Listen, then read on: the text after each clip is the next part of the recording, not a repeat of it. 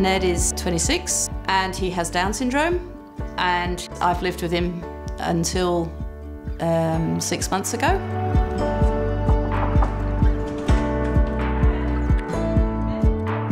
We had the idea that Ned would move out. We knew that the best way for him to live would be to live with other people, and we've always got Ned to think that in your 20s what you do is you leave home, and as his older and younger brother have done so, we've sort of increasingly started thinking about how that could happen for Ned as well. Well, my understanding of ILO, I think, is individualised living options, which is about coming up with more flexible alternatives to either, in our case, living at home with your parents all your life, or going into 24-hour paid support care, group home type model. It just seemed like that was going to be a good option for us. So Ned has an NDIS plan. He's had it for quite a few years now, and we've explored ILO over the last year. And it's so good to have an organisation who will also help to make it happen, and it's not all reliant on me, because you get burnt out and you just want to be sure that you're doing the right thing. But yeah, finding the right organisation to work with is so important.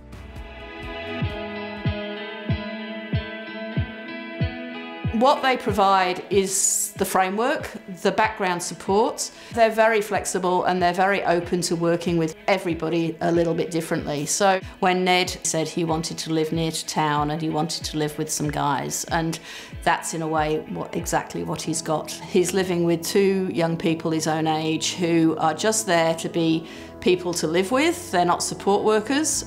He's learning from them rather than having to learn it all from us. It's a very normal developmental thing that people in their 20s leave home and live with peers and live in a share house, and he's having that experience and he's actually coping with it really well.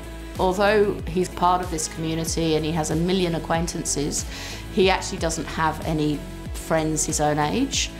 And although he's gone to mainstream schools, people go off in their own directions. And so now he's got these two housemates who are friends.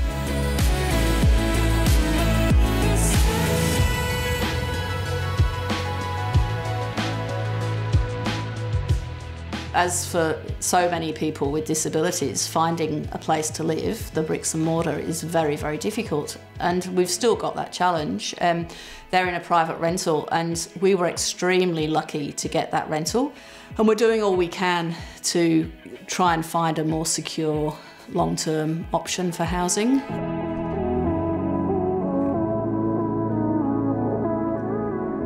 In terms of how it's felt personally, my life has definitely improved in lots of ways, but it is hard letting go because he and I had quite a very strong relationship, and trusting that to other people. It's easy to know whether Ned's got out of bed if he's in the bedroom next door. You're never quite sure what's going on in the house around the corner.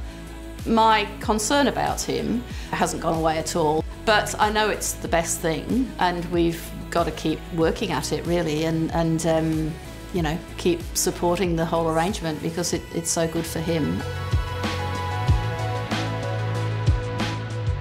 Whenever I talk about this setup to other people, other families, and I would have said as well, they always say, well, what's going to happen when they move on? Because they're not going to stay forever. You know, I think as parents, we always think about, well, what's going to happen next, or they will leave, but that's the nature of share houses. That's what you do in your 20s. You live with mates and then one of them leaves or somebody else comes.